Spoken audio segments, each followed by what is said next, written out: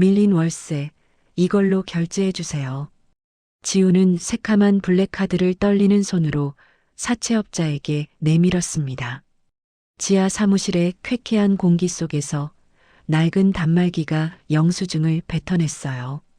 돌아가신 아빠가 유품으로 남긴 이름도 로고도 없는 이 정체불명의 블랙카드. 지난 20년 동안 우리 가족은 굶주리면서도 단 한 번도 사용하지 않았습니다. 당장 동생들과 길거리로 쫓겨날 위기 앞에서 지우는 결국 마지막 수단으로 블랙카드를 세상 밖으로 꺼낸 거예요. 그런데 꿈에도 몰랐습니다. 고작 밀린 월세를 냈을 뿐인 이 행동이 다음날 대한민국을 뒤흔드는 재벌가 회장 부부를 불러들이게 될 줄은요. 도대체 아빠가 남긴 이 비밀스러운 블랙카드에는 어떤 진실이 숨겨져 있는 걸까요? 안녕하세요. 천사연 오디오북입니다. 천사연을 구독 누르신 순간부터 재물운이 트이고 들어올 복이 줄줄이 따라오길 바라겠습니다.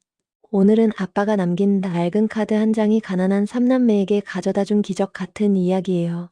지독한 겨울 끝에 찾아온 봄날 같은 가족의 사랑을 담았습니다. 바로 시작합니다.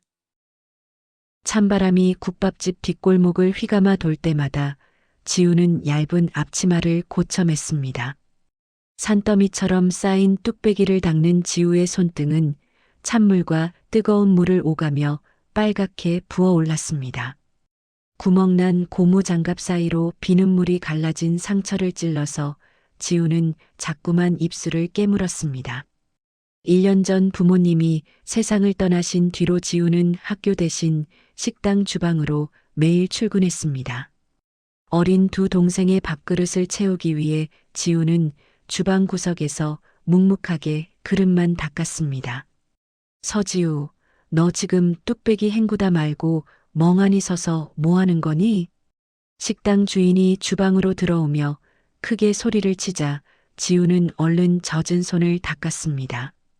죄송합니다, 사장님. 손가락이 너무 따끔거려서 저도 모르게 잠깐 멈췄습니다. 바빠 죽겠는데 딴짓할 시간이 어디 있어. 얼른 나가서 저기 7번 테이블이나 치워. 지금 바로 나가서 깨끗하게 치울게요. 다시는 늦는 일 없도록 정말 조심하겠습니다. 지우는 서둘러 홀로 나갔는데 손님 한 분이 물컵을 탁자에 쾅 소리가 나게 내려놓았습니다. 학생, 컵 테두리에 고춧가루가 그대로 있는데 이걸 지금 마시라고 가져온 거야? 손님의 화난 목소리에 지우는 당황하며 고개를 푹 숙이고 두 손으로 컵을 받았습니다. 손님 정말 죄송합니다. 제가 설거지를 하고 제대로 확인을 못한 제 잘못입니다. 어린애가 주방에 있으니까 위생이 이 모양이지. 아우 불쾌해서 밥맛이 다 떨어지네. 제가 당장 깨끗한 컵으로 다시 가져다 드릴게요. 조금만 기다려 주시면 감사하겠습니다. 됐어. 기분 다 잡쳤으니까 컵이나 얼른 새로 가져오고 주문한 음식이나 빨리 내와. 지우는 변명 한마디 하지 않고 손님 앞에서 허리를 90도로 푹 숙이며 거듭 사과했습니다. 손님은 혀를 차며 고개를 돌렸고 지우는 빈 그릇들을 하나하나 쟁반에 담았습니다. 동생들을 먹여 살려야 하는 처지에서 억울한 마음은 지우에게 너무나도 큰 사치였어요. 지우야, 너 오늘 아침은 먹고 나온 거니? 애가 어째 얼굴이 반쪽이라 안쓰럽네. 홀 정리를 돕던 이모님이 걱정하며 묻자 지우는 애써 밝게 웃으며 고개를 저었습니다. 저 아까 주방에서 누룽지 조금 얻어먹어서 괜찮아요. 이모님 걱정해 주셔서 감사합니다. 오늘 사장님 기분 안 좋으시니까 조심해라. 내가 봉지에 누룽지 좀 챙겨줄게. 정말요, 이모님? 동생들이 이거 진짜 좋아하는데 주시면 정말 감사히 받을게요. 준이하고 수아 맞지? 애들이 누나 기다릴 텐데 장사 끝나면 얼른 이거 들고 가라. 네, 이모님. 제가 내일 일찍 나와서 주방 청소 더 깨끗하게 해놓을게요. 정말 감사해요. 사실은 아침부터 물 한 모금 마시지 못했지만 지우는 남에게 걱정 끼치는 것이 싫었습니다. 장사를 마친 지우는 이모님이 챙겨준 누룽지 한 봉지를 가슴에 소중하게 안았습니다. 가파른 달동네 언덕길을 오를 때마다 차가운 공기 때문에 자꾸만 헛기침이 나왔습니다. 낡은 철문을 열고 들어간 방 안은 입김이 하얗게 나오는 얼음장 같은 냉골이었습니다. 보일러도 켜지 못한 방에서 준이와 수아는 낡은 솜니불을 같이 덮고 잠들어 있었습니다. 지우는 차가운 손이 아이들에게 닿을까봐 제 목덜미에 두 손을 한참 비벼서 녹였습니다. 부르튼 손이 목의 온기에 닿을 때마다 통증이 느껴져서 지우는 눈을 감고 숨을 참았습니다. 간신히 온기가 도는 손으로 수아의 뺨을 만지자 참았던 눈물이 볼을 타고 툭 떨어졌어요. 내가 여기서 주저앉으면 우리 동생들은 당장 길거리로 쫓겨난다는 생각에 입술을 깨물었습니다. 그때 바스락거리는 소리에 잠기 밝은 14살 준이가 이불 속에서 몸을 일으켰습니다. 누나 이제 왔어? 밖은 눈도 오고 바람 불어서 많이 춥지. 일은 안 힘들었어? 누나는 하나도 안 힘드니까 걱정 마. 준아 이것 봐라. 이모님이 누룽지 챙겨주셨어. 오늘 식당에서 손님들이 괴롭히지는 않았어? 누나 손이 왜 어제보다 더 빨개졌어? 그릇 닦다 보면 원래 다 이래. 누나가 얼른 물 끓여서 따뜻하게 누룽지 만들어줄게. 지우가 서둘러 버너를 켜려 하자 준이가 누나의 소매를 조용히 밑으로 끌어당겼습니다. 누나, 나 오늘 학교 급식 남은 거 2번이나 먹어서 지금 배가 하나도 안 고파. 쑥쑥 클 나이에 저녁을 굶으면 안 돼. 준아, 누나 옆으로 와서 이거 한 입만 먹자. 준이의 배에서 꼬르륵 소리가 크게 울렸지만 아이는 황급히 고개를 돌려 시선을 피했습니다. 나는 진짜로 배 안 고프니까 누나가 가져온 거는 내일 아침에 수아 다 줘, 응? 준아, 누나 속상하게 하지 말고 얼른 먹어. 누나가 옆에서 맛있는 반찬 올려줄게. 아니라니까. 남은 거는 수아가 일어나면 배고파 할 텐데 잘 챙겨서 수아 주자 누나. 일찍 철들어버린 동생의 거짓말을 듣고 지우는 동생의 마른 등을 가만히 토닥였습니다. 누나 진짜 괜찮은 거 맞아? 누나 울어? 왜 자꾸 소매로 눈을 닦아? 아니야, 밖에서 눈을 맞아서 그래. 이제 눈 다 닦았으니까 얼른 누워서 자자 우리 준이. 지우는 동생의 목 끝까지 이불을 덮어준 뒤 벽에 걸린 부모님의 사진을 바라봤습니다. 그런데 고요한 새벽 공기를 찢는 거친 문 두드림 소리가 옥탑방 전체를 요란하게 뒤흔들었습니다. 철문이 부서질 듯 덜컹거리자 지우는 동생들을 제 작은 등 뒤로 얼른 숨겼습니다. 야, 서지우, 안에 숨어 있는 거 다 아니까 좋은 말로 할 때 당장 문 열고 나와. 사채업자 박 사장이 더러운 구두를 신은 채로 좁은 방바닥까지 성큼성큼 들어왔습니다. 박 사장님, 아이들이 자다가 너무 놀라니까 제발 밤늦게 이렇게 갑자기 오지 마세요. 애들이 놀라든 말든 내 돈 5천만 원은 도대체 언제쯤 가져올 생각이냐고. 제가 식당 일하면서 매달 이자도 꼬박꼬박 내고 있잖아요. 조금만 더 시간을 주세요. 박 사장은 기분 나쁜 웃음을 지으며 지우의 얼굴 코앞까지 얼굴을 바짝 들이밀었습니다. 딱 일주일 준다. 그때까지 1,000만 원 못 가져오면 이 애들은 섬으로 보낼 줄 알아. 박 사장의 무서운 말에 수아는 지우의 치마를 꽉 쥔 채 숨죽여 울기 시작했습니다. 사장님 제발요. 동생들은 아무 잘못 없으니까 저만 혼내시고 애들은 제발 봐주세요. 지우는 차가운 바닥에 무릎을 꿇고 박 사장의 바짓가랑이를 붙잡고 눈물로 매달렸습니다. 야, 박 사장, 당신 정말 너무한 거 아니야? 어린애들 있는 집에 이게 뭐 하는 짓이야? 구석에 있던 준이가 바들바들 떨리는 목소리로 소리치자 박 사장의 눈이 매섭게 변했습니다. 어린 게 너 지금 나한테 대드는 거냐? 내 누나가 동생 교육을 아주 엉망으로 시켰구나. 동생은 잘못 없어요. 사장님, 제가 잘못 가르쳐서 그런 거니까 제발 아이는 때리지 마세요. 내일까지 이자 더 준비해놔. 일주일 뒤에 돈 없으면 내 동생들 얼굴 영영 못 볼 줄 알아. 박 사장이 거칠게 문을 쾅 닫고 나가자 지우는 바닥에 엎드린 채 한참 동안 숨을 몰아쉬었습니다. 어린 동생들을 지킬 힘이 자신에게는 없다는 사실에 지우는 주먹을 꽉 쥐고 바닥을 쳤습니다. 다음 날 아침 지우는 무거운 몸을 이끌고 식당 주인을 찾아가 손을 꽉 맞잡았습니다. 사장님, 제 월급에서 500만 원만 미리 주시면 안 될까요? 정말 간절하게 부탁드려요. 식당 주인은 지우의 붉은 손등을 슬쩍 보더니 일부러 고개를 돌려 장부만 뒤적거렸습니다. 지우의 손은 진물이 흐르고 껍질이 벗겨져서 17살 소녀의 손이라고 믿기 힘들 정도였습니다. 너 지금 제정신이니? 일한 지 얼마나 됐다고 큰돈 500만 원을 나한테 덥석 달라는 거야? 제발 한 번만 도와주세요. 사장님, 돈을 안 갚으면 제 동생들을 섬으로 보낸대요. 지우가 눈물로 애원하며 주인의 앞치마를 붙잡았지만 주인은 귀찮다는 듯 뿌리쳤습니다. 사장님, 저 진짜 열심히 일할게요. 잠 안 자고 설거지 하루에 1000개라도 다 닦겠습니다. 야, 서지우, 너 사정 딱한 건 알지만 나도 요새 장사가 안 돼서 힘들어 딴 데 가서 알아봐. 식당 주인은 지우를 주방 밖으로 밀어내고는 창고 문을 큰 소리가 나도록 쾅 닫아버렸습니다. 세상의 모든 문이 자신을 향해 닫힌 것 같은 기분에 지우는 뒷골목 바닥에 주저앉았습니다.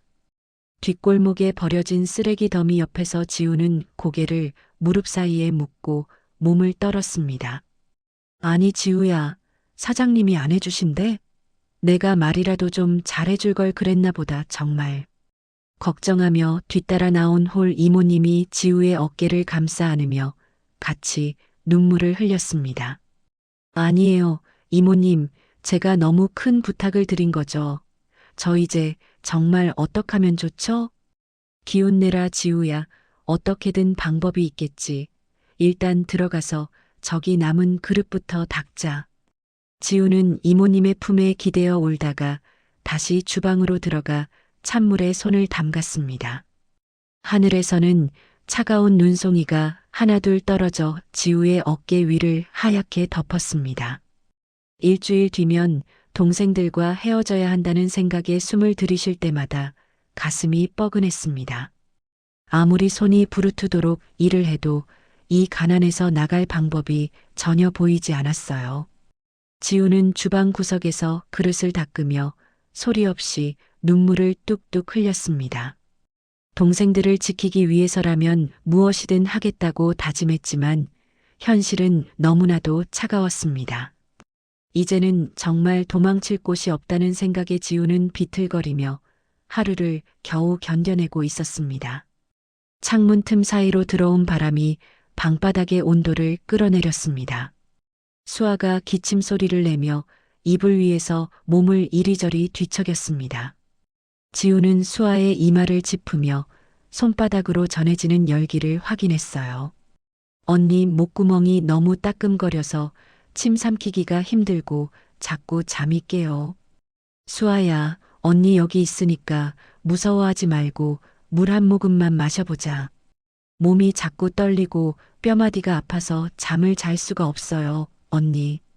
수아의 목소리는 힘이 없었고 방 안은 아이의 거친 숨소리로 가득 찼습니다. 지우는 주방으로 달려가 물을 떠와서 수아의 입술을 조금씩 적셔주었습니다. 입술에 닿은 물방울이 턱을 타고 바닥으로 떨어지자 수아는 눈을 감았습니다. 지우는 수아의 머리카락을 넘겨주며 어두운 밤하늘을 보았어요. 옆에서 자던 준이도 일어나 수아의 얼굴을 살피며 지우를 보았습니다. 누나, 수아 이마가 아까보다 더 뜨거워진 것 같은데 우리 이제 어떡해? 누나가 약 사올 테니까 일단 내가 수아 머리에 찬수건 좀 계속 올려줘. 이 새벽에 약국이 문을 열었을까? 누나 혼자 가면 위험한데 내가 갈까? 누나가 금방 다녀올 테니까 수아 잘 보고 있어. 모르는 사람 오면 문 열어주지 마. 지우는 장롱 안쪽에서 정규가 남긴 나무 상자를 꺼내 들었습니다. 상자 뚜껑을 열자 먼지가 일어났고 지우의 손등 위로 가루가 내려앉았습니다. 상자 안에는 아빠 정규가 생전에 소중히 간직하던 검은 카드가 놓여 있었습니다. 지우는 카드를 꺼내쥐고 한참 동안 아빠의 사진 앞에서 고개를 숙여 서 있었어요. 아빠, 나 정말 이거 꺼냈어도 되는 거지? 우리 수아 살리려면 이 방법뿐이야. 지우는 카드를 주머니에 넣고 약국을 향해 골목길의 내리막을 달렸습니다. 공기가 목구멍을 긁을 때마다 지우는 입술을 깨물며 발걸음을 재촉했습니다. 약국의 철제 셔터 앞에 도착한 지우는 주먹으로 문을 여러 번 두드렸습니다. 셔터가 위로 밀려 올라가자 안경을 쓴 정 씨가 지우의 얼굴을 빤히 쳐다보았습니다. 이 새벽에 약국 문이 부서지게 두드리는 애가 누군가 했네. 지우 너였니? 아저씨 정말 죄송합니다. 제 동생 수아가 열이 너무 심해서 해열제 좀 사러 왔어요. 일단 안으로 들어와라. 얼굴이 질려서 숨 넘어가는 소리를 하니 약부터 챙겨주마. 수아에게 줄 약 중에서 제일 잘 듣는 거로 하나 주세요. 약값은 제가 내일 꼭 가져올게요. 정 씨는 약장에 놓인 약 상자를 꺼내 지우의 손바닥 위에 천천히 올려주었습니다. 지우는 약국 안의 온기를 느끼며 정 씨의 이마에 깊게 파인 주름을 바라보았습니다. 너 저기 꼭대기 사는 정균의 딸 맞지? 내 아빠 정규가 참 손맛이 좋고 진국이었는데. 저희 아빠를 아세요? 아저씨, 제가 지금 돈이 없어서 약을 그냥 가져가는 게 죄송해요. 정 씨는 약국 구석에 놓인 나무 의자의 다리를 손가락으로 툭 쳤습니다. 이 의자 다리도 내 아빠가 못 하나 안 쓰고 튼튼하게 고쳐준 거야. 그러니 미안해하지 마라. 아빠가 이 의자도 고쳐주셨어요? 아빠가 이 약국에 자주 오셨던 게 이제야 기억이 나요. 정 씨는 카운터 위에 놓인 문손잡이를 손바닥으로 가리켰습니다. 애부터 살리는 게 순서지. 얼른 가서 수아 먹이고 내일 아침에 장부나 확인하러 오너라. 지우는 아빠의 손길이 남은 문손잡이를 손바닥으로 가만히 쓸어봤어요. 정 씨에게 고개를 숙여 인사한 지우는 약국 문을 열고 다시 밤거리로 나섰습니다. 약통에서 전해지는 온기를 가슴에 품고 지우는 동생들이 기다리는 언덕을 향해 뛰었습니다. 옥탑방 입구에 도착하자 집주인 할머니가 지우를 기다렸다는 듯 나타났습니다. 할머니는 손가락에 낀 금반지를 만지며 지우의 운동화를 훑어보았습니다. 지우야, 너 내일 오전까지 월세 안 들어오면 나 진짜 얄짤없다. 짐 다 뺄 거야. 할머니, 수아가 지금 너무 아파요.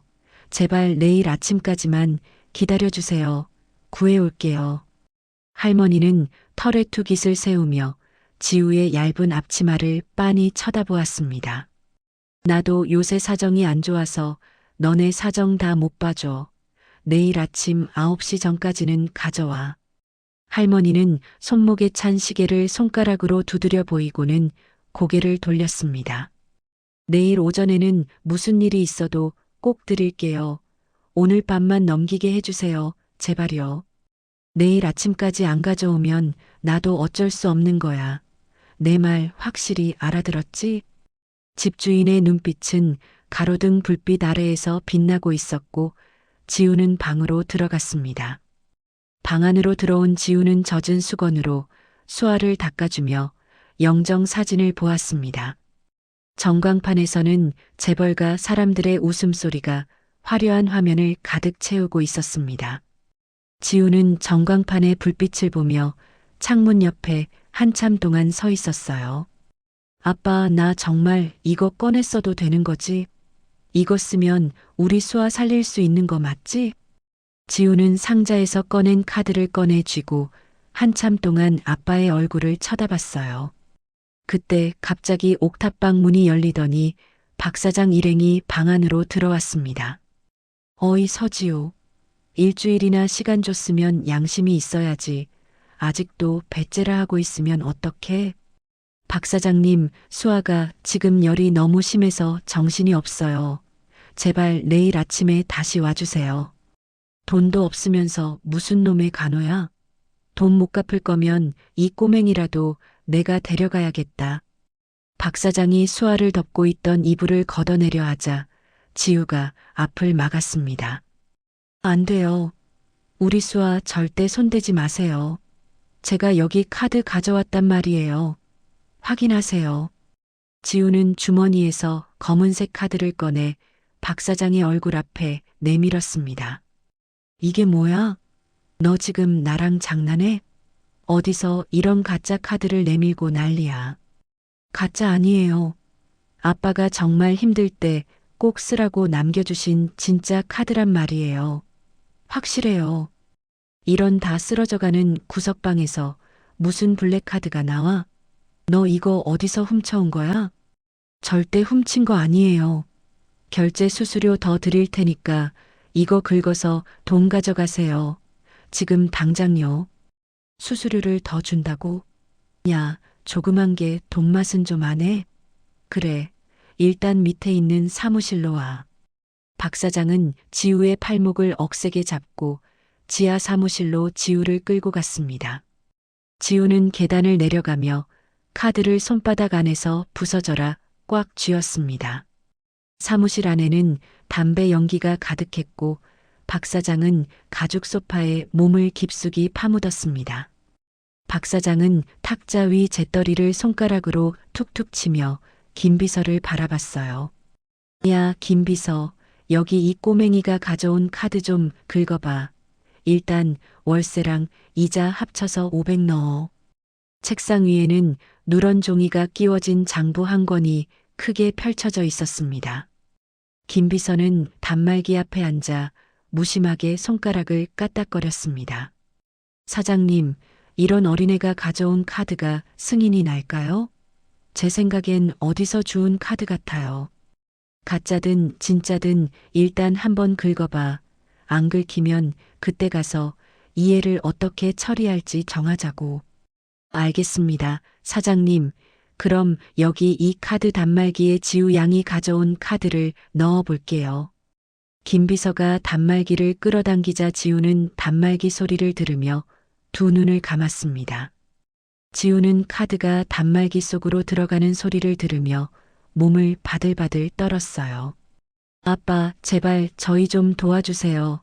우리 수아 길바닥으로 내몰리지 않게 이번 한 번만요, 제발. 단말기에 카드가 들어가는 소리가 들리고 지우의 등 위로 땀이 흘러내렸습니다.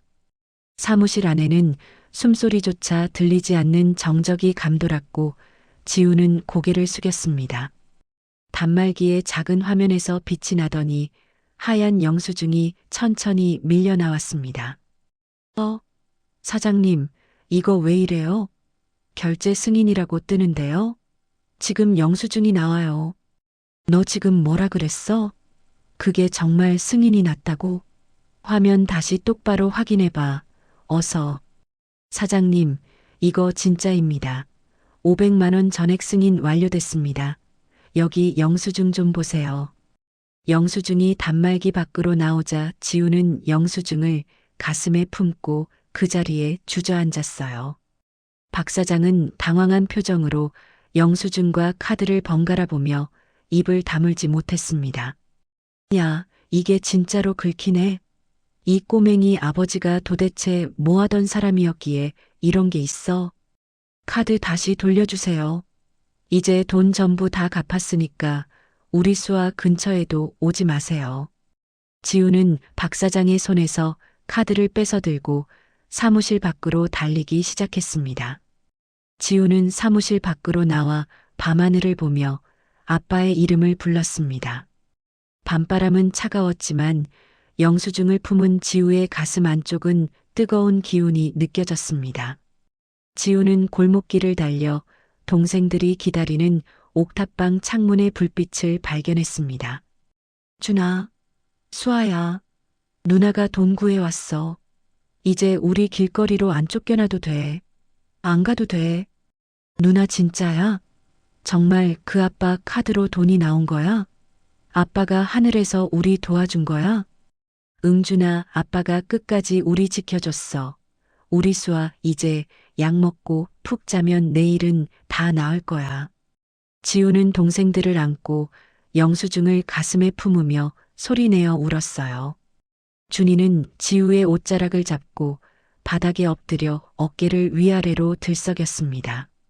지우는 준이의 등을 토닥이며 영정사진 속 아빠를 다시 한번 쳐다보았습니다. 아빠, 정말 고마워요. 우리 동생들 이제 제가 목숨 걸고 잘 지킬게요. 부디 지켜봐 주세요. 지우의 울음소리가 조용한 옥탑방 안에 오래도록 가득 머물렀습니다. 지우는 젖은 영수증을 머리맡에 두고 동생들과 함께 비로소 깊은 잠에 들었습니다. 설림그룹 서진만 회장은 서재 구석에 놓인 낡은 금고를 열고 구형 휴대폰을 꺼냈습니다. 20년 동안 단 한 번도 켜진 적 없는 단말기가 책상 위에서 둔탁한 진동을 냈어요. 진만은 돋보기를 고쳤으며 액정 화면 위로 떠오른 결제 알람 문자를 바라보았습니다. 여보, 지금 서재로 좀 와보. 정규의 계좌에서 결제 승인 문자가 방금 도착했소. 문을 열고 들어오던 서혜숙은 남편의 목소리에 들고 있던 은쟁반을 바닥에 떨어뜨렸습니다.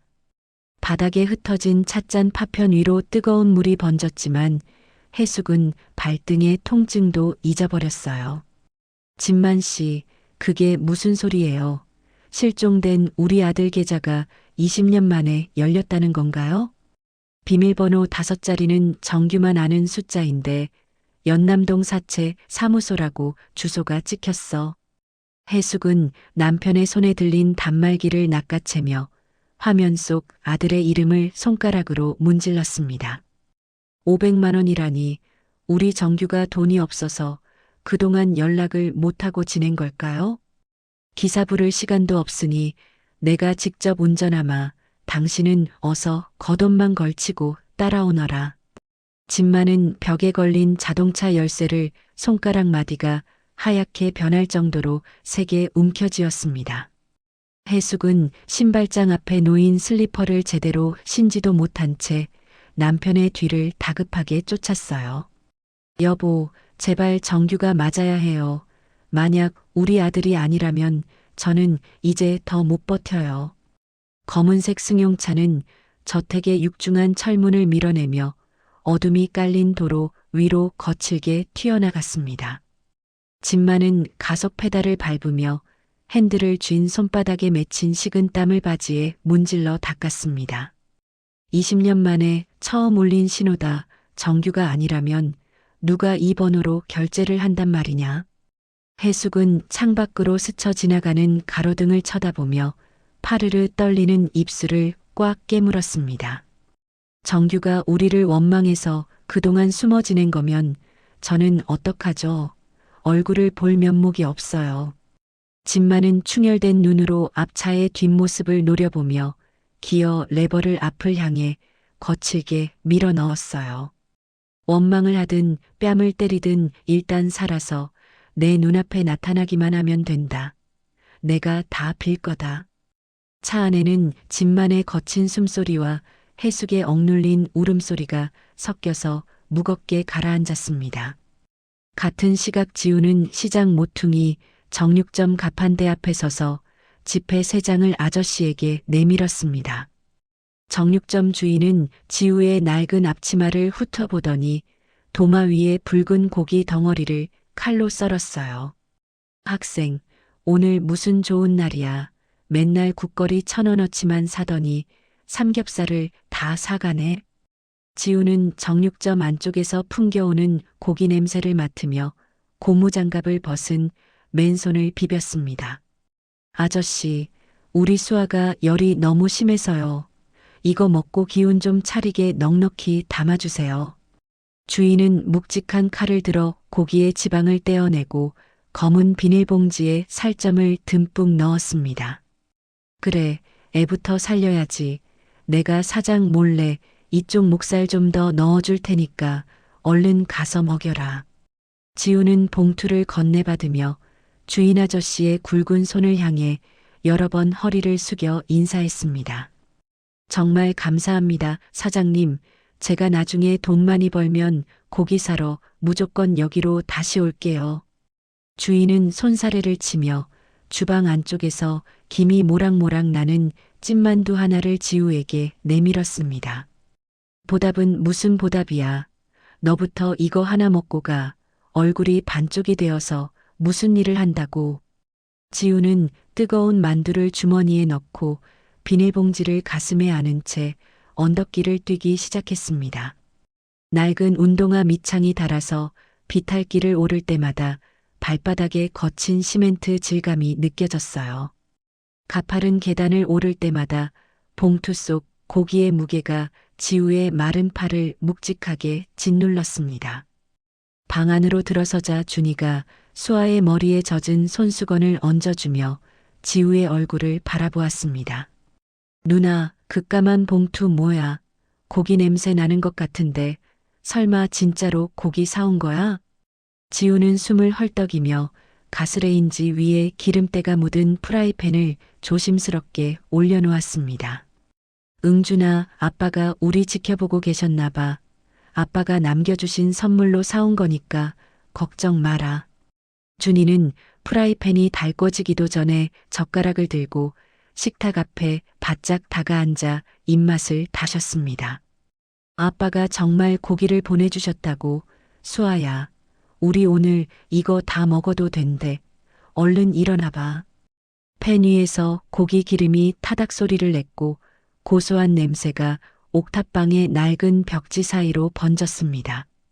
지우는 젓가락을 들고 지글거리는 소리를 내며 갈색으로 익어가는 삼겹살을 정성껏 뒤집었어요.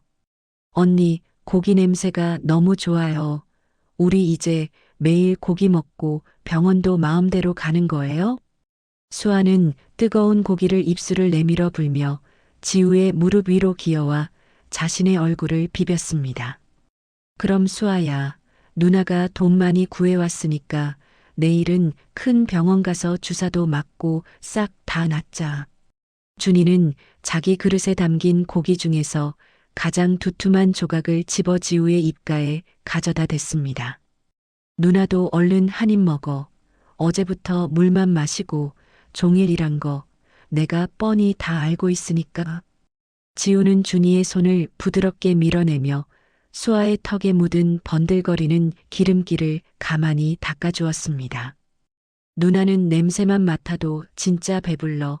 우리 준이랑 수아 씹어 먹는 것만 봐도 정말 좋다.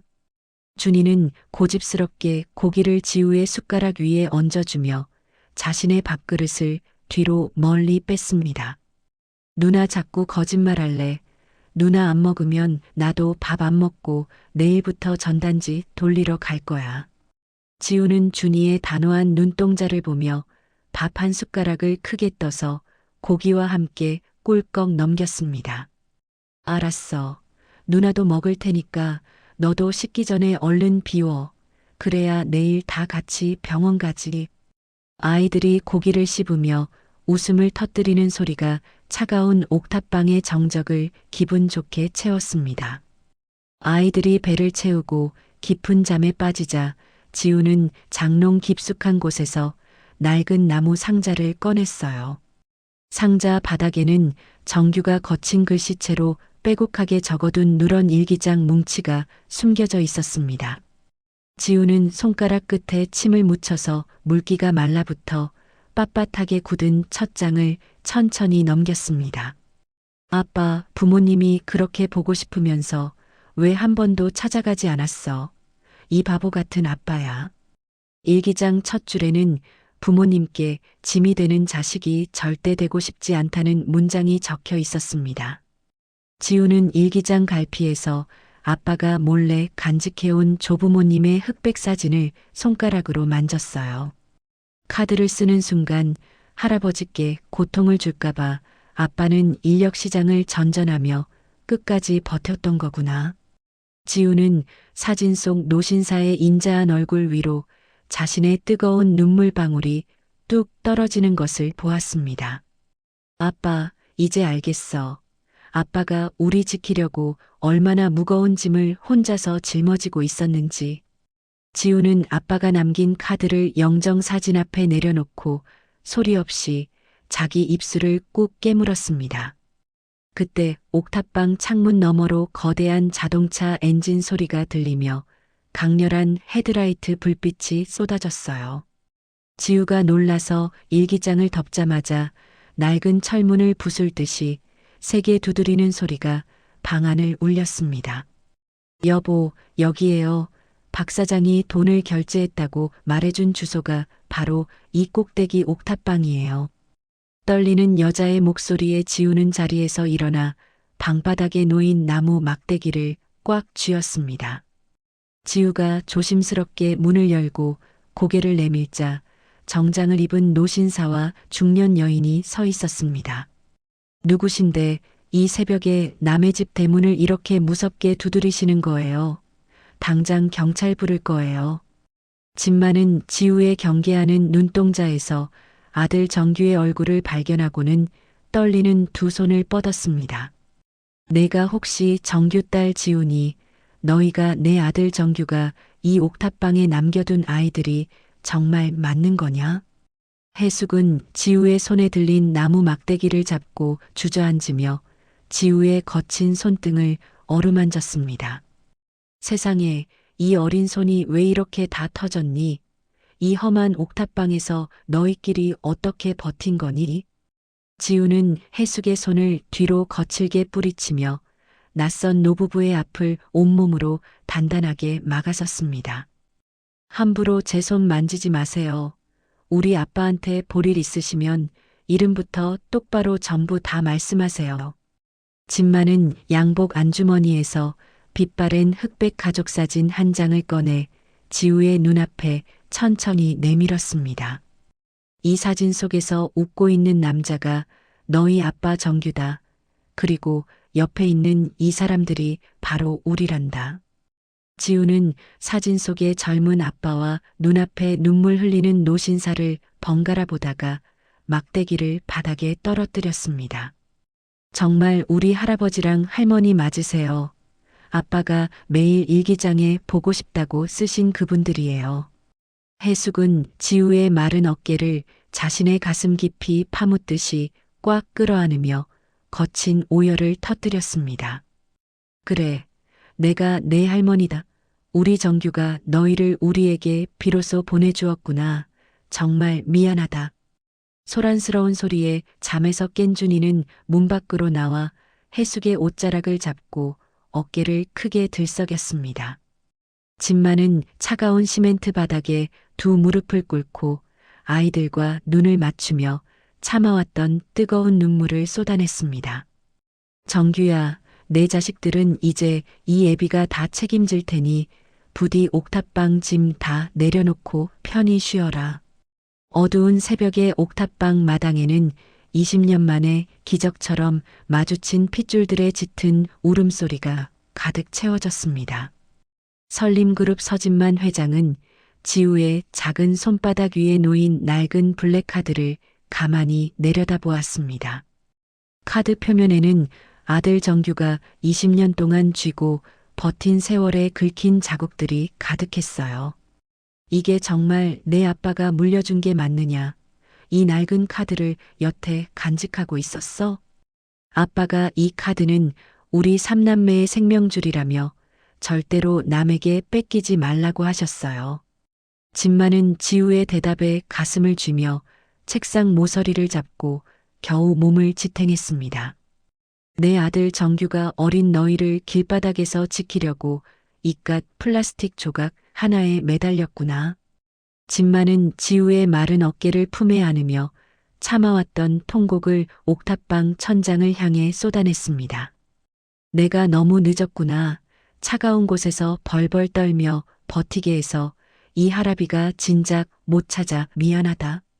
지우는 낯설고 따뜻한 노인의 체온에 참고 참았던 뜨거운 눈물을 터뜨렸어요. 할아버지, 우리 아빠는 밤마다 잠들기 전에 조부모님 성함을 부르면서 혼자 소리 없이 우셨어요. 부모 보고 싶은 걸 꾹 참으며 너희를 키우느라 이 험한 세상에서 얼마나 몸이 고달팠을까. 아빠는 새벽 인력 시장에 나가시면서도 저희 얼굴만 보면 항상 기분 좋게 웃으며 안아주셨어요. 서예숙은 지우의 거친 손마디를 뺨에 비비며 아이 얼굴을 구석구석 살폈어요. 어떻게 어린 손으로 동생들을 먹여 살렸니? 할미가 눈이 멀어서 핏줄을 이제야 찾아왔구나. 해숙은 방구석에 놓인 수아의 낡은 대야에 주전자에 따뜻한 물을 붓고 수건을 푹 담갔습니다. 수아야, 이리 와서 따뜻한 물에 세수하자. 할머니가 우리 예쁜 강아지들 얼굴부터 닦아줄게. 해숙은 수건을 꾹 짜서 아이들 이마에 묻은 까만 때자국을 조심스럽게 닦아주었어요. 우리 아빠가 옥탑방으로 보내주신 진짜 선물 맞아요? 이제 길거리로 안 쫓겨나고 밥 먹어요? 수아의 얇은 내복을 입은 작은 어깨는 차가운 외풍에 쉴 새 없이 파르르 떨렸어요. 이제는 배고플 일 절대 없고 아무도 널 못 괴롭히게 이 할머니가 옆에서 무조건 다 지킬게. 준이 오빠도 이제 돈 번다고 학교 안 빠지고 다녀도 돼요? 우리 삼남매 계속 같이 살아요? 할머니가 우리 수아랑 준이 하고 싶은 거 부족함 없이 전부 다 하게 해줄게. 진짜 약속하마. 해숙은 아이들의 젖은 머리카락을 귀 뒤로 넘겨주며 가슴을 치고 뜨거운 눈물을 쏟아냈습니다. 집 많은 옥탑방 구석에 놓인 아들 정규의 가난하고 처절했던 흔적들을 하나씩 확인했습니다. 싱크대 밑 구멍난 고무장갑과 이가 나간 밥그릇들이 집만의 시선을 바닥으로 끌어내렸습니다. 정규 이 녀석아, 내가 무슨 험한 막리를 하며 살았기에 어린아이들 옷차림이 전부 이 모양이냐? 집 많은 아들이 매일 신고 나갔을 흙투성이 낡은 장화를 두 손으로 꽉 움켜쥐었어요. 장화 밑창은 닳아 구멍이 뚫렸고 안쪽에는 땀이 흠뻑 배어 검게 굳어버린 자국이 선명했습니다. 아빠는 비가 오나 눈이 오나 그 무거운 신발을 신고 나가서 우리 세 식구 밥벌이를 매일 해오셨어요. 준이 목소리에 집 많은 낡은 장화를 가슴에 안고 차가운 시멘트 바닥에 힘없이 주저앉았어요. 카드를 두 손에 쥐고도 그 험한 고생을 다 혼자서 감당했단 말이냐. 이 미련하고 착해 빠진 놈아. 아빠는 이 카드를 함부로 쓰면 할아버지가 일 때문에 속상하실까봐 끝까지 안 쓰고 아껴두셨대요. 어떤 아버지가 자식 고생하는 걸 보고 속을 안 끓이겠니? 내 아버지는 정말 나보다 훌륭한 녀석이야. 지우의 말에 집 많은 아들의 고단했던 삶을 향해 거친 울음소리를 바닥에 길게 토해냈습니다. 몸이 부서지는 줄도 모르고 굶주리는 너희 삼남매만 생각하며 옥탑방에서 하루하루를 억지로 버텼구나. 집 많은 밖에 대기하던 수행원을 불러 종이 가방 3개를 옥탑방 안으로 급히 옮기도록 지시했습니다. 가방 안에는 부드러운 털옷과 아이들 발 치수에 맞춘 가죽 신발이 가득 담겨 있었습니다. 해수가 어서 아이들 갈아입힙시다. 이런 얇은 호옷을 입혀서 찬 바람 부는 밖으로 내보낼 순 없소. 해숙은 수아의 해진 패딩을 벗기고 두꺼운 솜코트와 하얀 털실 니트를 입혀주었어요. 수아야, 이제 따뜻한 새 옷 입고 할머니랑 다 같이 자동차 타고 아주 크고 넓은 집으로 가는 거야. 할머니, 이렇게 부드러운 옷 입어본 거 태어나서 정말 처음이에요. 이거 진짜로 제 옷 맞아요? 제일 좋은 것만 전부 골라 가져왔으니 이제 이것만 입고 따뜻하고 폭신한 이불 덮고 편안하게 자자. 우리 오빠도 맨날 구멍난 양말 신었는데 오빠도 저처럼 폭신하고 따뜻한 양말 신을 수 있어요? 그럼 수아야, 오빠 발이 땀으로 다 젖지 않게 두껍고 좋은 양말도 할머니가 상자째로 다 사다 놓으마. 준이도 새 가죽 신발을 신고 거울에 비친 자신의 모습을 한참 동안 이리저리 쳐다보았습니다. 할머니, 저 이렇게 광나는 구두 진짜 신어도 돼요? 우리 아빠 구두보다 훨씬 더 비싸 보여요. 준아, 아빠도 내가 새 신발 신고 뛰어다니는 걸 보시면 저 하늘에서 기분 좋게 크게 웃으실 거야. 이 신발 다르면 할아버지가 100번이고 새로 사줄 테니까 밖에서 눈치 보지 말고 마음껏 뛰어놀아라. 해숙은 준이의 어깨를 감싸며 세상 모든 좋은 것이 이제 전부 너희 것이라고 굳게 약속했어요. 우리 강아지들, 이제 하고 싶은 공부 마음껏 하고 밥상에서 맛있는 고기도 매일 배부르게 구워 먹자. 지우는 정규의 낡은 일기장과 사진을 보따리에 싸며 옥탑방 한쪽 벽면에 남겨진 그림을 보았습니다. 그곳에는 삼남매가 몽당 크레파스로 삐뚤삐뚤 그린 엄마와 아빠 얼굴이 누런 벽지를 채우고 있었습니다. 아빠, 엄마, 우리 이제 할아버지랑 같이 떠나요. 아빠가 매일 일기장에 적었던 크고 따뜻한 집으로 가요. 지우가 벽에 그려진 아빠 손등을 만지자 집 많은 아들 그림 위로 주름진 손을 가만히 폭에 얹었습니다. 정규야, 내가 못다한 아비 노릇을 이 애비가 하마. 아이들 눈에서 짠물 안 나게 다 막아주마. 아빠, 할아버지가 우리 다 지켜주신대요. 아빠가 밤마다 보고 싶어 하던 우리 할아버지 맞아요. 해숙은 그림 속 며느리 얼굴을 쓸어내리며 물기 어린 목소리로 나지막이 속삭였습니다. 못난 아들 옆을 끝까지 지켜주고 맑고 예쁜 아이들을 우리에게 남겨줘서 내가 정말 미안하고 고맙구나. 할머니, 밤마다 너무 무서웠어요. 세상에 우리끼리 덩그러니 남겨져 내일 아침이 오는 게 매일 겁났어요. 지우는 해숙의 품에 얼굴을 묻고 20년 동안 참아왔던 서러운 울음을 아이처럼 크게 쏟아냈습니다.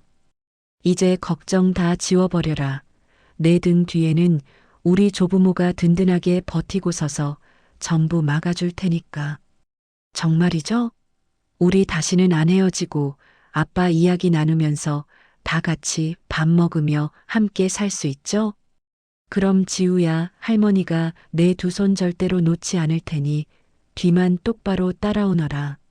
지우는 보따리를 챙겨 옥탑방 문 앞에 서서 가난한 방을 향해 허리를 깊숙이 숙여 마지막으로 인사했습니다. 아빠, 우리 잘 다녀올게요. 하늘에서 지켜봐줘요. 키워주셔서 고맙고 정말 많이 사랑해요, 아빠. 남매는 지우의 겉옷 자락을 꼭 붙잡고 가파른 시멘트 계단을 내려오며 옥탑방 생활과 작별을 나누었습니다. 집 많은 아이들을 이끌고 검은색 승용차 뒷좌석 문을 직접 열어주며 고개를 끄덕였어요. 어서 타거라. 너희가 가야 할 곳은 비좁고 어두운 골목이 아니라 저기 넓고 환한 세상이란다. 할아버지, 우리 아빠도 나중에 하늘에서 자동차 타고 우리 데리러 큰 집으로 다시 꼭 오시는 거죠? 수아의 물음에 집 많은 양복 소매로 붉어진 눈가를 닦으며 아이의 어깨를 가볍게 두드렸습니다. 아빠는 이미 우리 마음속에 같이 타고 있단다. 평생 너희 곁에서 든든하게 앞길을 환히 지켜줄 거야. 승용차가 도심을 지나 울창한 소나무가 줄지어 선 평창동 저택가로 진입했습니다. 거대한 철문이 열리고 넓은 잔디마당이 나타나자 삼남매는 유리창에 코를 박고 숨을 죽였습니다. 지우는 대리석 저택을 보며 정규의 사진이 담긴 낡은 보따리를 가슴에 꽉 안고 고개를 숙였습니다. 아빠, 우리 도착했어요. 아빠가 일기장에 그리며 꿈꾸던 크고 멋진 집이 정말로 여기에 다 있었네요. 현관문이 열리자 제복을 입은 나이 지긋한 김집사가 부부에게 다가와 허리를 깊게 굽히며 인사했습니다. 회장님, 무사히 돌아오셨습니까? 늦은 시간이라 걱정했는데 뒤에 서 있는 어린 손님들은 누구십니까? 김집사 인사하게 이 아이들이 우리가 20년을 찾아 헤매던 정규의 핏줄, 우리 귀한 손주들이네. 김집사는 흔들림 없는 정중한 태도로 남매를 향해 허리를 90도로 굽히며 깍듯하게 인사를 올렸습니다. 작은 아가씨, 도련님, 저는 이곳의 살림을 맡은 김집사라고 합니다. 이 저택에 오신 것을 환영합니다. 저희한테 깍듯이 인사 안 하셔도 괜찮아요. 저희는 그런 거창한 대접을 받을 만큼 대단하지 않아요. 지우가 굽신거리며 허리를 굽히자 진마는 지우의 등을 따뜻한 두 손으로 가만히 감싸 안았습니다. 지우야, 너희는 정규가 제 목숨을 바꿔 지켜낸 자식들이니 세상 누구보다 대접받을 자격이 충분하다. 지우는 굳었던 어깨를 펴고 밝은 샹들리에 조명이 쏟아지는 저택 내부를 향해 조심스럽게 첫 발을 내디뎠습니다. 평창동 저택의 화려한 샹들리에 불빛이 길고 넓은 대리석 식탁 위로 눈부시게 쏟아졌습니다. 식탁 위에는 삼남매가 태어나서 한 번도 본 적 없는 음식들이 가득 차려져 있었어요. 지우야, 이리 와서 동생들하고 여기 앉아라. 오늘부터는 여기가 너희들 자리란다. 할아버지, 우리 정말 이 큰 식탁에서 밥을 먹는 거예요? 의자가 너무 높아서 무서워요. 수아야, 무서워하지 말고 할머니가 안아서 올려줄 테니까 조심해서 천천히 앉아보자꾸나. 해숙은 수아의 겨드랑이에 두 손을 넣고 아이를 번쩍 안아 벨벳 의자 위로 올려주었어요. 우와, 여기 밥상에는 고기도 있고 과일도 다 있어요. 우리 이거 진짜 다 먹어도 돼요? 그럼 수아야, 할머니가 우리 강아지들 먹이려고 주방 사람들에게 아침 일찍부터 다 시켰지. 할머니, 숟가락이 너무 무거워서 손목이 아파요. 우리 옥탑방에 있던 숟가락은 안 가져왔어요? 준아, 이건 은으로 만든 거라서 처음에는 조금 낯설고 손목에 무겁게 느껴질 거란다. 곁에 서 있던 나이 지긋한 가사도우미가 고개를 숙이고 나무로 만든 가벼운 수저를 내밀었습니다. 사모님, 도련님과 아가씨가 쓰기 편하시도록 주방에서 나무 수저를 따로 챙겨왔습니다. 그래, 아주 잘했다. 우리 준이 이제 손목 안 아프게 이 가벼운 숟가락으로 밥 많이 먹어라. 고맙습니다, 아주머니. 저도 할아버지처럼 이 식탁에서 밥 안 흘리고 깨끗하게 잘 먹을게요. 지우는 식탁 위에 차려진 따뜻한 갈비찜을 젓가락으로 집어준이와 수아의 앞접시에 덜어주었습니다. 우리 수아 어제까지 열나서 아팠으니까 이 따뜻한 고기 먹고 얼른 기운 차려야지. 아, 해봐. 언니, 고기가 솜사탕처럼 부드럽게 넘어가 옥탑방에서 먹은 고기보다 훨씬 더 맛있는 것 같아. 준이, 너도 눈치 보지 말고 밥그릇 비워. 할머니가 내일 또 맛있게 전부 다 차려주실 거야. 언니, 우리 아빠도 고기 진짜 좋아하셨는데 아빠도 이것같이 드셨으면 정말 좋았을 텐데. 수아의 순진한 말에 식탁 위에는 잠시 침묵이 내려앉았고 해숙은 물잔을 들며 헛기침을 했습니다. 지우는 동생들이 낯선 환경에 겁을 먹고 주눅이 들자 밥그릇에 고기 반찬을 가득 올려주었어요. 지우야, 동생들 밥 다 먹이면 내 할아버지가 2층 서재에서 널 조용히 보자고 하시더구나. 내 할머니 동생들 방에 데려다주고 제가 바로 할아버지 서재로 혼자 조용히 올라가겠습니다. 그래, 할아버지가 아주 중요한 이야기를 하실 테니 너무 긴장하지 말고 편안하게 다녀오렴. 지우는 숟가락을 내려놓고 입가에 묻은 밥알을 하얀 냅킨으로 조심스럽게 닦아냈습니다.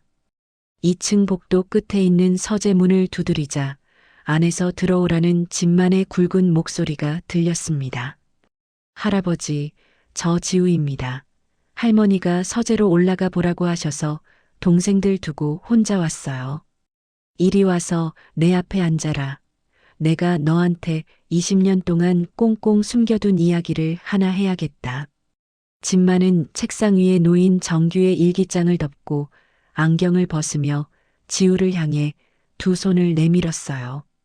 지우는 가죽 소파에 엉덩이를 걸치고 진만의 주름진 두 손을 가만히 내려다보았습니다. 내 아버지가 우리 집에서 쫓겨난 건 단순히 가난한 내 엄마를 만나서가 절대 아니란다. 그럼 우리 아빠가 무슨 큰 잘못이라도 해서 할아버지가 집에서 무섭게 내쫓으신 거였어요?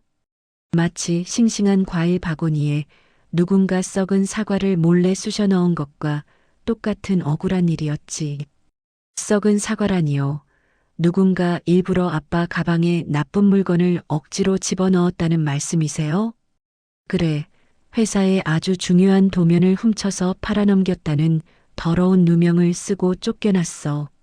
진마는 고개를 저으며 책상 서랍에서 누렇게 변색된 낡은 서류 봉투 하나를 천천히 꺼냈습니다. 진만의 손끝이 가늘게 떨렸고 지우는 주먹을 꽉 쥐고 소파 가죽을 손가락으로 세게 긁었어요. 어떻게 그런 일이 있을 수 있어요?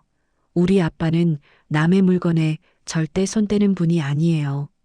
나도 안다. 그땐 회사 손해가 너무 커서 내가 이성을 잃고 내 아들 말을 하나도 안 믿었어. 아빠가 도면을 직접 훔친 게 아니라 누군가 일부러 아빠 가방에 서류를 나쁘게 집어넣은 거잖아요. 그때는 회사에 난리가 나서 내가 진실을 제대로 조사도 못 해보고 내 손으로 자식을 버렸구나. 내 아빠가 회사를 나갈 때 내 바짓가랑이를 붙잡고 자기는 절대 아니라고 피눈물을 흘렸어. 그때 내가 경찰을 부르지 않고 내 아빠 말을 한 번만 더 들어줬더라면 너희가 안 고생했을 텐데. 진마는 서류 봉투 위로 굵은 눈물방울을 떨어뜨리며 고개를 푹 숙이고 어깨를 심하게 떨었습니다. 지우는 자리에서 일어나 진만의 무릎 앞에 쪼그려 앉아 할아버지의 굳은 두 손을 꽉 잡았어요. 할아버지 자책하지 마세요. 아빠는 일기장에서 한 번도 할아버지를 나쁘게 말하지 않으셨어요. 아빠는 옥탑방에서 저희가 잠들면 낡은 일기장에다 매일 할아버지 건강을 기도하는 글을 쓰셨어요. 그 바보 같은 녀석이 나를 원망도 안 하고 그 추운 옥탑방에서 너희를 키우며 고생을 했단 말이냐. 아빠는 자신이 떳떳하니까 언젠가 할아버지도 진실을 꼭 알아주실 거라고 매일 밤마다 말씀하셨어요. 진마는 지우의 얇은 어깨를 붙잡고 소리내어 울며 정규의 일기장을 가슴에 품고 크게 오열했어요. 지우야, 내가 내 남은 평생을 전부 걸어서라도 내 아버지의 억울한 누명은 반드시 벗겨주마. 제가 할아버지를 도와서 억울하게 다치신 우리 아빠 명예를 반드시 원래대로 다 되찾아 놓을게요. 그때 도면을 처음 발견했다고 소리친 보안팀장이 아버지가 쫓겨난 직후에 갑자기 이민을 갔단다. 그게 바로 증거예요, 할아버지. 누군가 그 사람에게 큰 돈을 주고 아빠를 함정에 빠뜨린 거예요. 나도 이제야 깨달았다. 내 귀한 자식을 밖으로 몰아넣은 진짜 나쁜 사람이 회사 안에 숨어 있었어. 범인을 꼭 잡아서 우리 아빠가 훔친 게 아니라는 걸 사람들에게 제가 떳떳하게 전부 다 말할 거예요. 그래, 너는 내 핏줄이니 나보다 훨씬 더 강하고 단단하게 진실을 찾고 이 집안을 지켜낼 거다. 지우의 굳은 목소리에 진마는 눈물을 닦고 지우의 이마를 쓰다듬으며 고개를 천천히 끄덕였습니다. 서재에서 나온 지우는 복도 창문으로 들어오는 오후의 햇살을 받으며 계단을 천천히 내려갔습니다. 할아버지의 눈물을 떠올리며 지우는 입술을 꽉 깨물고 두 주먹을 바지 주머니 속에서 움켜쥐었어요. 아빠가 우리를 이곳으로 보내신 건 억울하게 잃어버린 우리 가족의 떳떳함을 다시 찾으라는 뜻일 거야. 지우가 굳은 다짐을 하며 1층 복도를 지날 때 다용도실 문이 조금 열린 것을 우연히 발견했습니다. 문틈 사이로 수아가 옥탑방에서부터 매일 안고 자던 낡은 헝겊 인형이 쓰레기통으로 툭 떨어졌습니다. 할머니, 수아가 잘 때마다 꼭 껴안고 자는 소중한 인형인데 거긴 왜 갑자기 버리셨어요? 해숙은 무표정하던 입꼬리를 순식간에 올리며 평소처럼 눈웃음을 가득 띠고 지우를 돌아보았어요. 소매에 먼지가 너무 많아서 기침할까봐 내일 백화점에서 크고 깨끗한 걸로 새로 사주려고 그랬지. 지우는 쓰레기통 바닥에 처박힌 낡은 인형을 보며 걸음을 멈추고 조용히 숨을 크게 참았습니다. 수아가 밤에 낯선 방에서 자려면 저 인형이 꼭 있어야 하니까 오늘은 제가 깨끗하게 털어서 줄게요. 그래, 지우야. 내가 그렇게 아끼는 물건인 줄 몰랐으니 오늘은 내가 가지고 가서 쏘아주렴. 지우는 쓰레기통에서 인형을 꺼내 먼지를 털어내고 해숙을 향해 허리를 깊게 숙여 인사했습니다.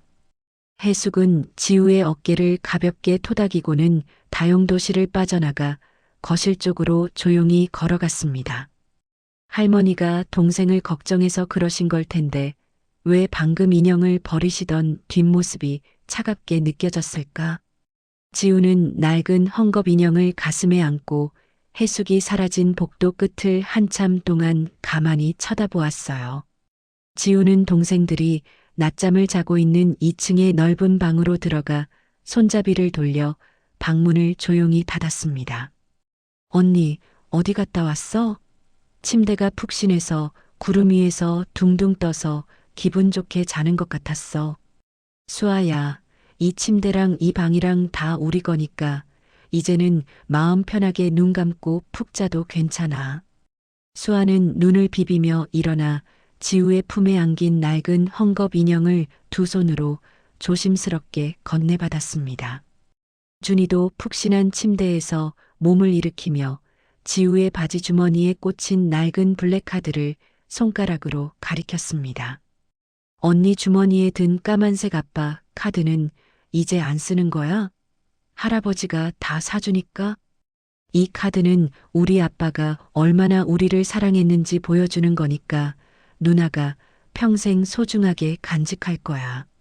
준아, 우리 여기서 좋은 옷 입고 배부르게 먹는다고 옥탑방에서 아빠랑 살던 시간 잊으면 절대 안 돼. 당연하지, 누나. 내가 밥 굶어가며 우리 지켜준 아빠랑 누나 은혜를 죽을 때까지 어떻게 지우고 살아? 우리 아빠가 억울한 누명을 쓰고 쫓겨나셨어. 누나가 이제부터 진실을 꼭 찾아서 아빠 명예를 지킬 거야. 나도 돕고 싶어. 내가 빨리 훌륭한 사람으로 커서 우리 아빠 억울하게 만든 일들 전부 다 내가 풀 거야. 그래, 우리는 도둑의 자식이 아니라 진실을 밝히러 온 설림가의 진짜 핏줄이니까 당당하게 살아야 해.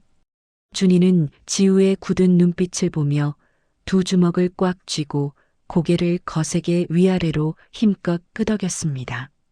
지우는 책상 서랍을 열고 아빠의 누런 일기장과 낡은 블랙카드를 가장 깊고 안전한 곳에 밀어 넣었습니다. 방 창문으로 다가가 평창동 저택의 넓은 정원과 굳게 닫힌 거대한 철문을 가만히 아래로 내려다보았습니다. 아빠, 지켜봐 주세요.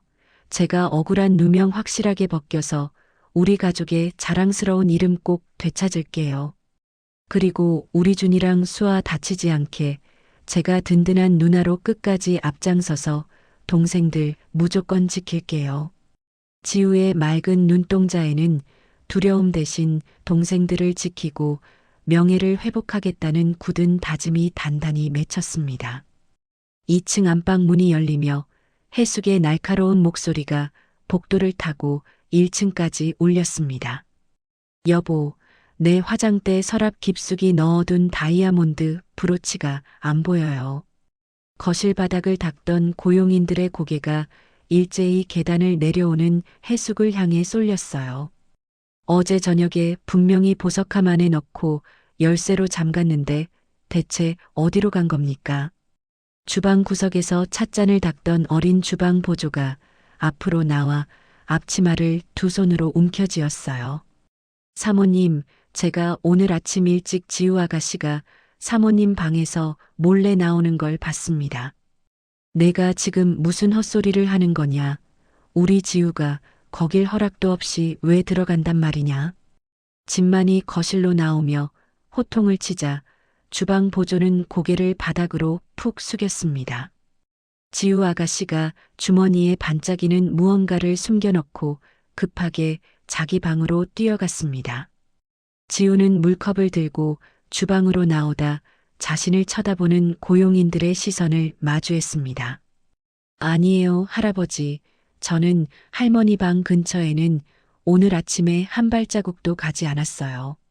지우가 목소리를 높이자 해숙은 주방 보조의 앞을 막아서며 긴 한숨을 내쉬었습니다. 여보, 애가 옥탑방에서 돈 없이 살다 오면 순간적인 욕심에 잠깐 그럴 수도 있어요. 할머니, 저 정말 아니에요. 저기 저 주방 언니가 왜 저런 거짓말을 하는지 모르겠어요. 지우는 주방 보조의 소매를 잡았지만 보조는 해숙의 눈치를 보며 지우의 손을 뿌리쳤습니다. 지우 아가씨, 제가 두 눈으로 똑똑히 봤는데 왜 저한테 뒤집어 씌우십니까? 지우의 시선이 주방 보조의 앞치마 주머니 밖으로 삐져나온 두툼한 흰색 봉투에 멈췄습니다. 언니 주머니에 들어있는 그 하얀 돈 봉투는 뭐예요? 저거 아까 할머니가 준 거잖아요. 이건 제 월급 봉투입니다. 왜 저를 도둑으로 모함하시더니 이제는 제 월급까지 건드리십니까? 할아버지, 저 언니 주머니에 든 봉투 열어보세요. 할머니가 돈을 주고 거짓말 시킨 거예요. 진만은 주방 보조의 앞치마를 보았지만 해숙이 재빠르게 남편의 시선을 가로막았습니다. 당신, 지우가 오죽돈이 고팠으면 그랬겠어요. 내가 간수 못한 탓이니 제발 덮어줍시다. 지우야, 할머니는 다 이해하니까 지금이라도 꺼내놓으면 아무한테도 혼내지 않으마. 진만은 굳은 표정으로 지우의 방문을 열고 들어가 책상 밑에 둔 낡은 보따리를 풀었습니다. 보따리 안에 일기장 갈피 사이에서 빛나는 다이아몬드 브로치가 대리석 바닥으로 떨어졌어요. 지우야, 내가 이 물건을 훔쳐서 내 아버지 일기장 안에 몰래 숨겨둔 것이 정말 맞느냐? 할아버지 아닙니다. 저는 모르는 일이에요. 누군가 일부러 제 집 안에 브로치를 넣은 거예요. 진만은 바닥에 떨어진 브로치와 지우의 얼굴을 번갈아 보며 무거운 한숨을 내쉬었습니다. 여보, 어린애 짐을 그렇게 막 뒤지시면 애가 놀라고 마음에 큰 상처를 받잖아요. 정규가 너희를 그렇게 가르치진 않았을 텐데 핏줄을 향한 내 믿음이 이렇게 무너지는구나. 할아버지, 제발 제 말을 한 번만 믿어주세요. 우리 아빠 이름 걸고 절대 물건 안 훔쳤어요. 물건이 내 보따리에서 나왔는데 어찌 부끄러움이 없다고 뻔뻔하게 계속 거짓말을 하느냐. 진만은 지우의 눈을 외면하고 발걸음을 돌려 방문을 닫고 1층 거실로 내려갔습니다. 진만이 떠나자 김 집사는 지우의 어깨를 툭 밀치며 방 안의 서랍장들을 거칠게 닫았어요. 어디 근본도 없는 옥탑방 핏줄이 굴러들어와서 집안 물건에 함부로 손을 대고 난리입니까? 김 집사님, 저 정말 도둑질 안 했어요. 억울하니까 제발 제 말 좀 한 번만 믿어주세요. 제가 사모님 모신 지 10년이 넘었는데 물건이 도난당하는 일은 오늘이 처음입니다. 제가 안 한 짓을 어떻게 훔쳤다고 해요. 할머니가 저를 미워해서 모함하시는 거란 말이에요. 어디서 감히 하늘 같은 사모님을 탓합니까? 도둑질도 모자라 어른을 탓하다니 구제불능이군요. 지우는 다시 진만에게 가기 위해 2층 복도를 걷다가 해숙의 방문 앞을 지나갔습니다. 반쯤 열린 문틈 사이로 해숙이 화장대 의자에 앉아 전화기를 귀에 대고 입꼬리를 올렸어요. 수고했어. 늙은이가 손녀딸을 향해 의심을 시작했으니 이제 집안 재산 절반은 넘어온 셈이지. 전화기 너머의 목소리에 해숙은 손톱을 만지작거리며 작고 날카로운 웃음소리를 냈습니다. 그 아이가 너무 영리해. 제 애비를 꼭 닮아서 이대로 두면 나중에 내 목을 단단히 조일 거야. 주방 보조한테 돈봉투 하나 쥐어주니까 아주 넙죽 엎드려서 내가 시키는 대로 대사를 은더구나. 지우는 문 너머로 들려오는 해숙의 목소리를 듣고 주먹을 꽉 쥐며 방문을 활짝 열었습니다. 할머니, 방금 통화하신 내용 다 들었어요. 할머니가 우리 아빠를 쫓아낸 진짜 범인이셨군요.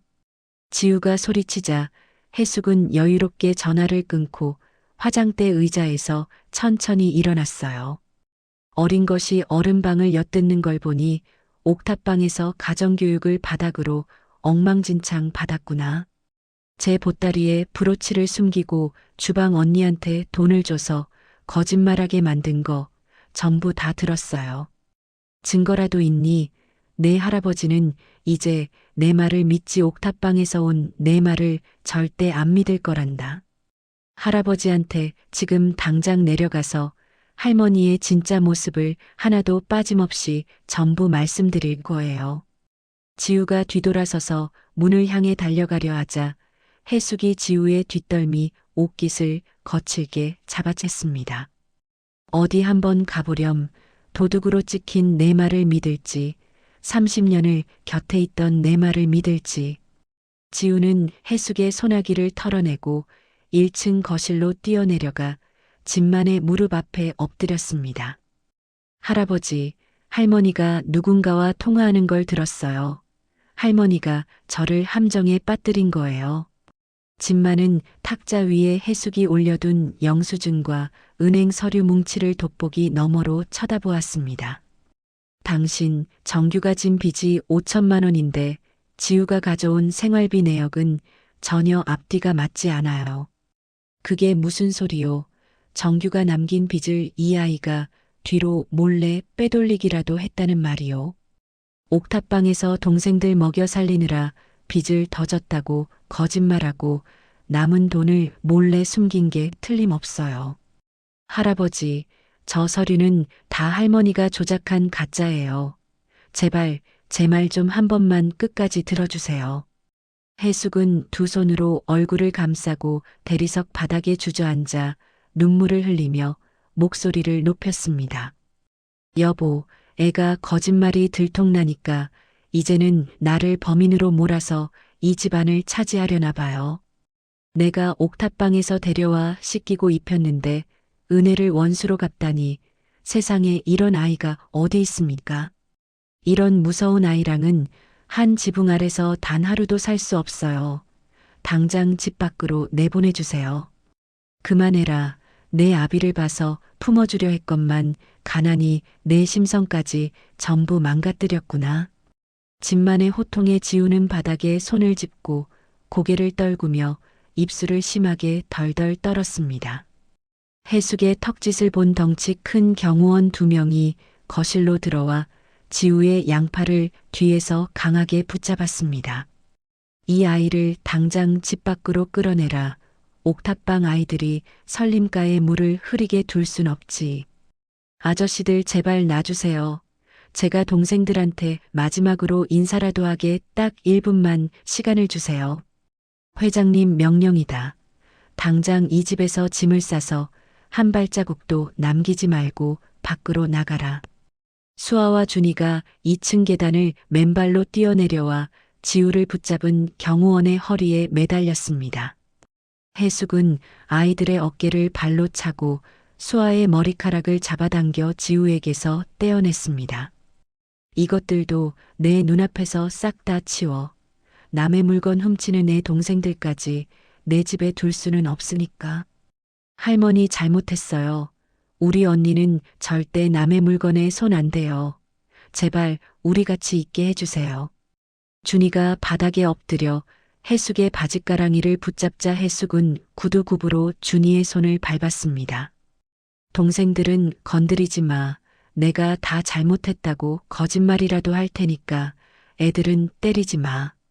지우가 몸부림치며 소리치자 해숙은 지우의 귓가에 입술을 대고 낮은 목소리로 속삭였어요. 내 아빠도 그렇게 멍청해서 내 손에 당했단다. 이제 그 바보 같은 짓을 물려받을 내 차례야. 지우는 그제야 20년 전 아빠의 가방에 서류를 넣은 인물이 눈앞에 이 여자라는 사실을 깨달았습니다. 당신이 우리 아빠를 내쫓은 진짜 범인이었어. 내가 당신 절대로 이대로 가만 안 둘 거야. 어디 밖에서 끈질기게 살아남는다면 그때 다시 와서 내 발목이라도 한번 잡아보렴. 경호원들은 지우의 목덜미를 움켜쥐고 현관문을 열어젖힌 뒤 거센 빗속으로 지우를 내동댕이 쳤어요. 지우의 운동화 한 짝이 현관문 바닥에 벗겨졌지만 경호원들은 지우를 대문 밖으로 끌고 나갔습니다. 빗방울이 평창동 저택의 하얀 대리석 계단을 때리며 지우의 얇은 셔츠를 순식간에 적셨습니다. 수아와 준이는 현관문 안쪽에서 지우의 이름을 부르며 투명한 유리창을 작은 주먹으로 두드렸습니다. 언니, 우리 두고 혼자 밖으로 가지 마. 언니 없이 우리 둘이서만 무서워서 어떻게 살아? 지우는 닫힌 거대한 철문 앞으로 기어가 차가운 쇠창살을 양손으로 하얗게 질리도록 꽉 부여잡았습니다. 수아야, 준아, 울지 마. 누나가 금방 다시 데리러 올 테니까 밥 잘 먹고 꼭 무사히 버티고 있어. 경호원들이 달려들어 지우의 손가락을 쇠창살에서 억지로 떼어내며 아스팔트 바닥으로 밀쳐냈어요. 할아버지, 제발 제 말 한 번만 들어주세요. 할머니가 다 조작한 가짜예요. 문 좀 열어주세요.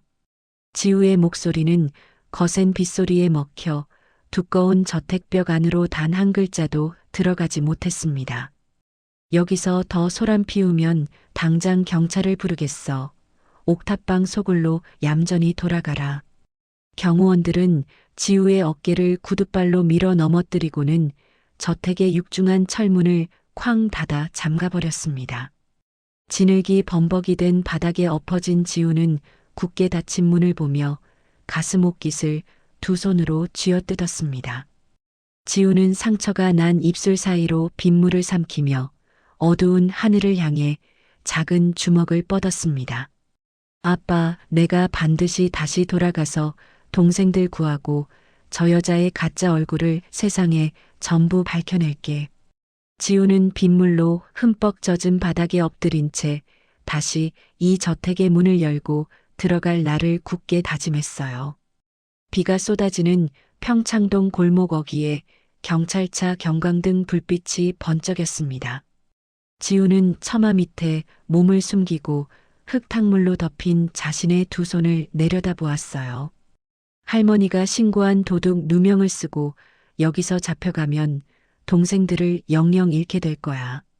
수아야, 준아, 누나가 금방 간다고 약속했는데 밖으로 나갈 수가 없어. 경찰의 호루라기 소리가 빗소리를 뚫고 지우가 숨어있는 골목을 향해 다가왔습니다. 지우는 바지 주머니에서 정규가 남긴 블랙카드를 꺼내 빗물에 손가락으로 씻어냈어요. 정규가 쥐고 있던 카드의 뒷면 마그네틱 선 위로 진흙이 잔뜩 묻어 있었습니다. 지우가 옷소매로 흙을 문질러 닦아내자 까만 테두리 아래에 미세한 흠집들이 드러났습니다. 긁힌 자국인 줄 알았던 흠집들은 바늘로 아주 작게 파낸 글씨들이었습니다. 지우는 가로등 불빛 아래로 카드를 비추고 작은 글자들을 하나씩 더듬어 읽었습니다. 새엄마, 조작, 내 사무실 첫 번째 조명속. 글귀를 확인한 지우의 눈동자가 커졌고 카드를 쥔 두 손이 위아래로 떨리기 시작했어요. 아빠, 우리 아빠는 20년 전 쫓겨날 때 범인과 증거를 이 카드에 전부 새겨두셨구나. 카드는 돈이 아니라 아빠가 목숨 걸고 남겨놓은 마지막 진실의 열쇠였습니다. 아빠, 나 여기서 절대 안 잡혀요. 이 증거 들고 할아버지한테 당장 뛰어갈게요. 지우는 카드를 가슴 깊이 품고 손전등 불빛을 피해 비탈진 골목길을 달렸습니다. 빗물을 마시며 큰 길로 달려나온 지우는 빈 택시 한 대의 앞을 두 팔 벌려 막았어요. 기사님, 시내에 있는 설림그룹 호텔로 당장 가주세요. 제가 정말 급한 일이 있어요. 학생, 택시비 낼 돈도 없어 보이는데 남의 차에 젖은 옷으로 함부로 타면 안 되지. 기사님, 제발 한 번만 도와주세요. 우리 동생들 목숨이랑 아빠의 누명이 다 걸려 있어요. 이 밤중에 설림그룹 호텔에는 왜 가려는 거야? 거긴 함부로 들어가는 곳이 아니야. 우리 할아버지가 거기 계세요. 제가 가서 진짜 도둑이 누구인지 꼭 알려드려야 해요. 도둑이라니 대체 무슨 소리를 하는 거야? 학생 몰골을 보니까 사고라도 친 것 같은데. 저 맹세코 나쁜 사람 아니에요. 이 증거를 호텔에 안 가져가면 우리 동생들 다 죽어요. 지우는 주머니에서 카드를 꺼내 기사의 운전석 앞으로 내밀며 허리를 숙였습니다. 기사는 지우의 물 뚝뚝 떨어지는 앞머리를 보며 조수석에 붙은 딸의 사진을 쳐다보았어요. 학생 눈빛을 보니까 거짓말하는 것 같지는 않네. 일단 감기 걸리니까 뒤에 얼른 타라. 기사님, 정말 감사합니다. 택시비는 우리 할아버지가 무조건 다 내주실 거예요. 됐어. 안전벨트나 꽉 매. 빗길에 미끄러지지 않게 호텔 앞까지 제대로 밟아줄 테니까. 제가 기사님 은혜는 평생 잊지 않고 돈 벌어서 꼭 10배로 다시 갚으러 올게요. 돈은 필요 없으니까 안전 손잡이나 꽉 잡아. 아저씨가 5분 안에 도착하게 해줄게. 택시는 물보라를 일으키며 밤거리를 가로질러 도심을 향해 빠르게 질주했습니다. 같은 시각 설림그룹 호텔 대연회장에서는 진만과 해숙이 수많은 기자들 앞에 섰습니다. 단상에 선 해숙은 마이크를 잡고 하얀 손수건으로 눈가를 닦으며 플래시를 받았어요. 저희 부부는 잃어버린 손주들을 기리는 마음으로 제 개인 재산을 전부 환원하겠습니다. 옥탑방에서 살다간 우리 며느리와 아들을 위해 이 돈이 좋은 곳에 쓰이길 바랍니다.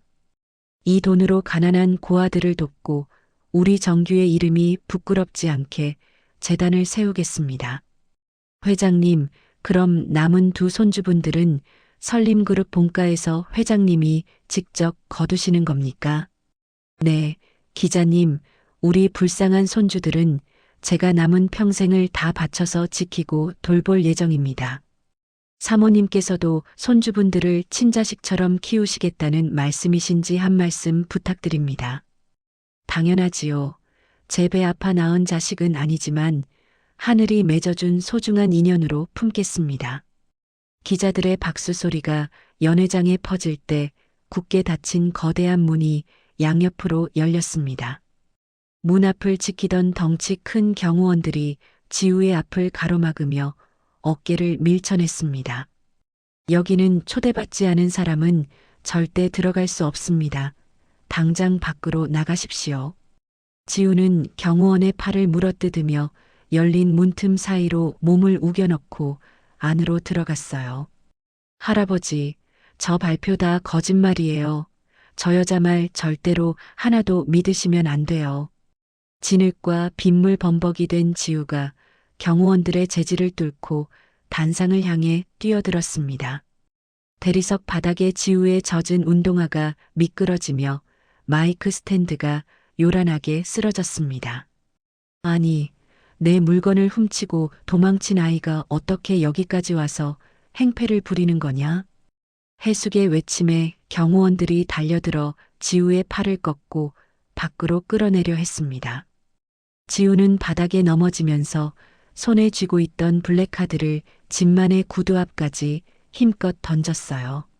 할아버지, 제발 그 카드를 보세요. 아빠가 20년 전에 남긴 진짜 글씨가 저기에 있어요. 경호원들 당장 저 아이 입을 틀어막고 행사장 밖으로 끌어내지 않고 멍청하게 뭐 하는 거야? 진만은 경호원들을 물러서게 하고 구두 앞에 떨어진 젖은 카드를 주워들었습니다. 회장님, 저건 다 저 아이가 꾸며낸 속임수니까 당장 밖으로 끌어내고 마무리해야 합니다. 해숙이 카드를 뺏으려 하자 진만은 팔을 뻗어 아내의 손을 쳐냈습니다. 진만은 품에서 안경을 꺼내 쓰고 마그네틱 선 아래에 새겨진 글귀를 소리내어 읽었습니다. 새엄마, 조작, 내 사무실 첫 번째 조명 속. 글씨를 확인한 진만의 입술이 덜덜 떨렸고 마이크를 쥔 손등 위로 핏줄이 튀어나왔어요. 이게 대체 무슨 소리냐? 정규의 옛날 사무실 조명 속에 무엇을 숨겼다는 뜻이냐? 진만은 단상 아래 서 있던 김 집사를 부르며 수많은 기자들 앞에서 곧바로 명령했습니다. 김 집사, 내 서재에 보관해둔 정규의 옛날 책상 조명을 당장 깨부수고 안을 확인해라. 회장님, 본가에 있는 보안팀에 연락해서 10분 안에 조명을 부수고 보고하라 지시하겠습니다. 해숙의 입가에 머물던 미소가 순식간에 사라지고 얼굴에서 핏기가 바닥으로 빠져나갔습니다. 여보, 지금 기자들 앞에서 우리 집안 망신을 주실 작정입니까? 당장 전화 끊으세요. 이건 망상이 아니라 내가 내 아들을 사지로 몰아넣은 진짜 증거가 저 안에 있다는 뜻이다. 저 아이가 어디서 주운 카드로 우리를 협박하는 겁니다. 당장 경찰에 넘겨야 해요. 10분 뒤 스피커폰으로 연결된 전화기 너머에서 금속 부품이 바닥에 구르는 소리가 울렸습니다. 회장님, 조명 안쪽 빈 공간에서 작은 녹음 테이프와 각서가 방금 무사히 나왔습니다. 저건 다 모함이에요. 저 옥탑방 아이가 고용인들을 돈으로 매수한 겁니다. 해숙이 마이크를 빼앗고 소리치자 진만은 아내를 단상 아래로 밀쳐버렸습니다. 조용히 해라, 김 집사. 각서에 누가 도면을 훔쳐서 정규 가방에 넣으라고 지시했는지 말해라. 사모님께서 지시하셨다는 당시 보안팀장의 서명과 통장 거래 내역이 선명하게 적혀 있습니다. 그럴 리가 없어. 내가 그 증거들을 20년 전에 남김없이 전부 다 불태웠는데. 진만의 고함에 해숙은 다리에 힘이 풀려 대연회장 바닥에 털썩 주저앉았습니다. 수십 명의 기자들이 일제히 해숙과 진만을 향해 눈부신 카메라 셔터를 터뜨렸어요. 진만은 카드를 가슴에 품고 무릎을 꿇은 채 천장을 우러러보며 크게 통곡했습니다. 정규야, 이 애비가 눈이 멀어서 아무 죄 없는 내 새끼를 그 길바닥으로 내쫓았구나. 지우는 바닥에 엎드린 해숙을 지나 진만의 앞을 가로막고 기자들을 향해 소리쳤습니다. 우리 아빠는 도둑이 아니에요. 아들을 내쫓으려고 저 할머니가 꾸민 짓이라고요. 지우의 쉰 목소리는 마이크를 타고 연회장 구석구석까지 단단하게 울려 퍼졌습니다. 아빠는 돌아가시기 전까지도 할아버지 구두를 닦아드리지 못해서 죄송하다고 우셨어요. 할아버지가 세상에서 제일 존경하는 분이라고 우리 삼남매한테 매일 밤 가르치셨어요. 아빠는 옥탑방에서 막리를 하면서도 이 카드를 쓰면 할아버지가 다치실까봐 끝까지 참으셨어요. 기자들은 셔터 누르는 것을 멈추고 지우의 외침에 압도되어 숨소리조차 제대로 내지 못했습니다. 우리 아빠가 굶주리며 지킨 게 설림의 이름인데 저 여자가 우리 동생들까지 다 쫓아냈어요. 지우야, 미안하다. 내가 멍청해서 너희를 또 다치게 했어. 이 할애비를 제발 용서해 다오. 진만은 지우의 진흙 묻은 작은 두 손을 잡고 자신의 이마를 파묻으며 눈물을 쏟아냈습니다. 할아버지, 우리 아빠 억울한 세월이랑 빗속에서 떠는 동생들을 위해 진짜 도둑을 벌해주세요. 지우는 단상 바닥에 엎드려 아빠의 이름을 부르며 목 놓아 크게 절규했습니다. 아빠, 이제 편히 쉬세요. 제가 아빠가 얼마나 정직한 사람인지 세상에 다 알렸어요. 카메라를 들고 있던 기자들도 고개를 숙이고 조용히 안경을 벗어 옷소매로 눈물을 닦아냈습니다. 기자들의 플래시 불빛이 지우에 젖은 등 위로 쏟아지며 해숙의 얼굴을 하얗게 비췄습니다. 진만은 바닥에 주저앉은 해숙을 노려보며 마이크 스탠드를 두 손으로 움켜쥐었습니다.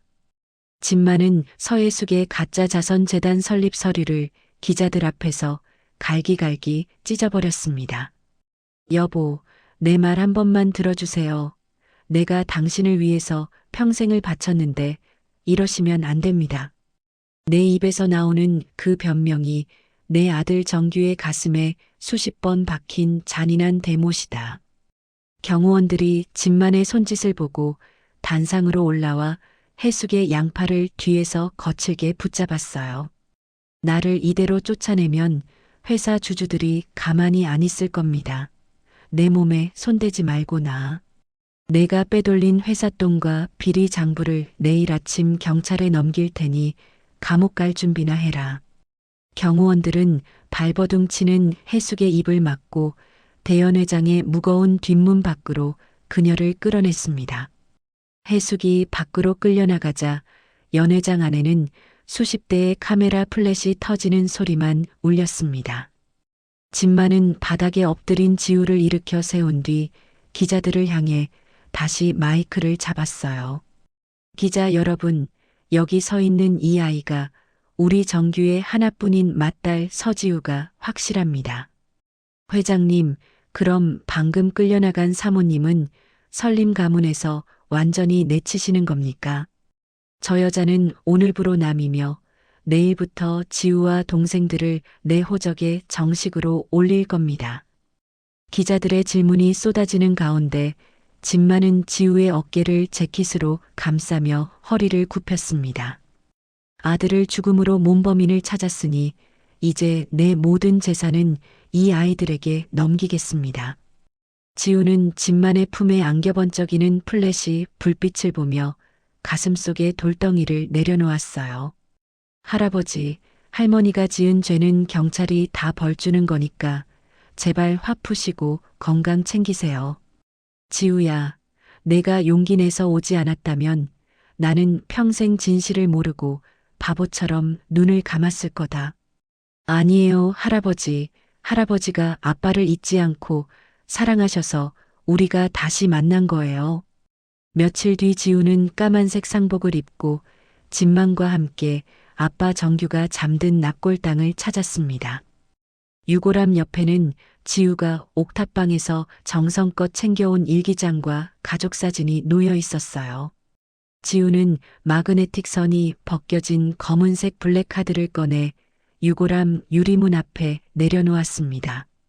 지우는 유골함 앞에 놓인 가족 사진의 먼지를 하얀 손수건으로 조심스럽게 하나하나 닦아냈습니다.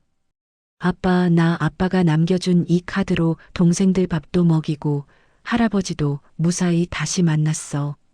진만의 지갑 속에는 20년 전 정규가 쫓겨나던 날 찍었던 빛바랜 증명사진이 들어 있었습니다. 내가 이 사진을 평생 가슴에 품고 살면서도 못난 고집 때문에 널 한 번도 안 찾았구나.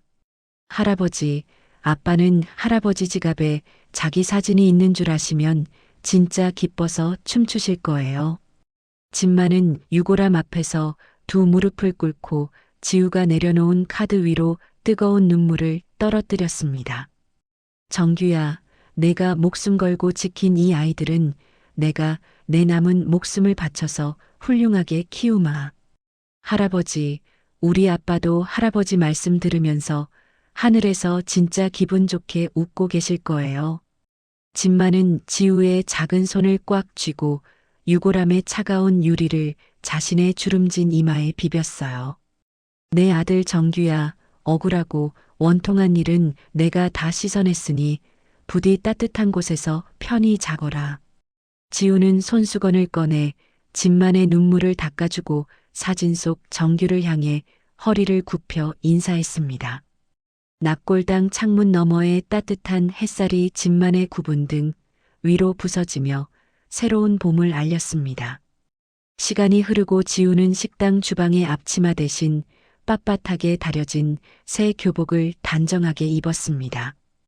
거울 앞에 선 지우는 머리를 묶어 넘기며 자신의 책상 위에 놓인 무거운 책가방을 챙겼습니다. 누나, 나도 중학교 교복 입었는데 내 넥타이 똑바로 매진 건지 목 좀 한 번만 확인해 줄래? 방문을 열고 들어온 준이는 남색 교복을 입고 어색한 표정으로 지우의 등 뒤에 다가와 섰어요. 우리 준이 교복 입으니까 아빠 젊을 때 사진이랑 똑같이 어른처럼 의젓하고 멋있어 보이네. 지우는 준이의 넥타이를 고쳐 메어주고 동생의 넓어진 어깨를 두 손으로 가볍게 두드렸습니다. 걱정 마, 누나. 나 이제 키 엄청 커서 아빠처럼 누나랑 수아 지켜주는 든든한 보디가드 할게. 할아버지가 내일 보육원 아이들한테 보낼 빵이랑 장난감을 트럭으로 10대나 준비해 두셨대. 누나, 나도 나중에 어른 되면 할아버지 회사 들어가서 우리 아빠처럼 착한 사람들 많이 도와줄래? 그래, 우리 아빠가 옥탑방에서 가르쳐 준 대로 돈보다 사람을 먼저 생각하는 훌륭한 사람 되자. 준이는 지우의 말에 소리내어 웃으며 자신의 새 책가방을 등에 힘차게 메었습니다. 지우는 가방을 메고 계단을 내려가며 거실벽에 걸린 정규의 초상화를 향해 밝게 웃었습니다. 주말 오후 평창동 저택의 넓은 잔디 마당에는 수아의 높은 웃음소리가 쉬지 않고 울렸습니다. 수아는 하얀색 원피스를 입고 꼬리를 흔드는 강아지와 함께 잔디밭을 이리저리 뛰어다녔어요. 강아지가 짖으며 달려오자 수아는 웃음을 터뜨리며 파라솔 의자에 앉은 집만의 무릎 뒤로 숨었습니다. 할아버지, 강아지가 자꾸 제 구두를 핥아요. 이 구두 할아버지가 사주신 건데 더러워져요. 수아야, 강아지가 우리 수아 예뻐서 그러는 거니까 무서워하지 말고 한번 쓰다듬어 주렴. 집만이 수아의 손을 잡고 강아지 머리를 만지게 하자 수아의 얼굴에 다시 환한 웃음이 번졌습니다. 집만은 파라솔 의자에 앉아 지우가 내민 따뜻한 보리차가 담긴 찻잔을 두 손으로 받아들었습니다. 지우야, 내가 타주는 차를 마시고 우리 손주들 뛰어노는 걸 보니까 내 오랜 병이 다 낫는 것 같구나. 할아버지, 옥탑방에 살 때는 넓은 마당에서 동생들이랑 강아지 키우며 뛰어노는 건 상상도 못했어요. 집만은 찻잔을 탁자에 내려놓고 지우의 손을 끌어당겨 굳은 살이 박여있던 손바닥을 어루만졌습니다. 설거지하느라 잡혔던 물집 상처들이 다 아문 걸 보니까 이제야 내 마음의 짐이 조금 덜어지는구나.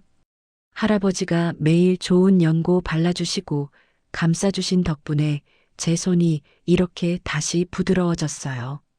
내가 너희들 상처를 다 낫게 해줄 테니 밖에서 혹시 조금이라도 다치면 나한테 무조건 다 말해라.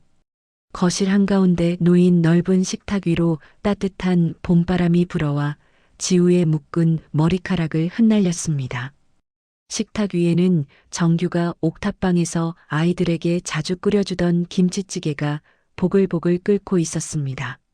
할아버지, 우리 아빠가 끓여준 찌개보다 주방 아주머니가 해주신 게 고기가 훨씬 더 많이 들었어요. 수아가 고기를 오물거리자 집만은 자기 밥그릇에 고기를 수아에게 덜어주었습니다. 그럼 수아야, 할아버지가 우리 강아지들 배부르게 먹이려고 고기를 듬뿍 사오라고 특별히 시켰지. 할아버지도 고기 드세요. 아빠가 어른이 숟가락 먼저 들어야 우리가 먹을 수 있다고 하셨어요. 지우가 집만의 숟가락에 두툼한 고기를 올려주자 집만은 고기를 씹으며 웃었습니다. 정규가 너희를 바르게 키웠구나. 찌개를 먹으니까 내 아들이 바로 옆자리에 같이 앉아 있는 것 같다. 지우는 집만의 눈가에 고인 기쁨의 눈물을 하얀 냅킨으로 닦아주며 창밖의 꽃나무를 가만히 보았습니다. 아빠, 우리 이제 배 안 고프고 할아버지랑 같이 있으니까 하늘에서 마음 푹 놓고 진짜 편하게 쉬어요. 창밖에 눈부신 봄 햇살이 옥탑방의 겨울을 이겨낸 삼남매의 어깨 위로 따뜻하게 쏟아졌어요. 식탁에 마주 앉은 가족들의 환한 웃음소리가 열린 창문을 타고 맑은 하늘 위로 길게 퍼져나갔습니다. 오늘의 가슴 뭉클한 이야기 어떠셨나요? 지독한 가난 속에서도 동생들을 지킨 지우의 그 예쁜 마음씨가 결국 하늘을 감동시켰네요. 아빠를 내쫓고 손녀까지 도둑으로 몰았던 해숙의 모진 악행도 결국 만천하에 드러나고 말았습니다. 20년 전 아빠 정규 씨가 낡은 전등 속에 숨겨두었던 마지막 진실이 지우를 통해 빛을 보게 되어 참 다행입니다.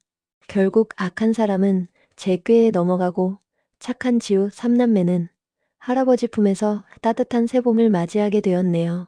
살다 보면 억울한 일도 많지만 진실은 결국 통하고 죄 지은 사람은 제 발등을 찍게 된다는 게 인생의 큰 진리인가 봅니다. 부모가 남긴 간절한 사랑은 자식의 앞길을 환히 밝히는 가장 귀한 등불이라는 걸 다시 한번 깨닫게 된 시간이었어요. 여러분의 생각은 어떠신가요? 우리 대견한 지우, 혹은 끝내 욕심을 버리지 못한 해숙에게 하고 싶은 말 한마디 남겨주시겠어요? 천사연을 구독 누르신 순간부터 재물운이 트이고 들어올 복이 줄줄이 따라오길 바라겠습니다. 오늘도 끝까지 함께 해주셔서 정말로 고맙습니다.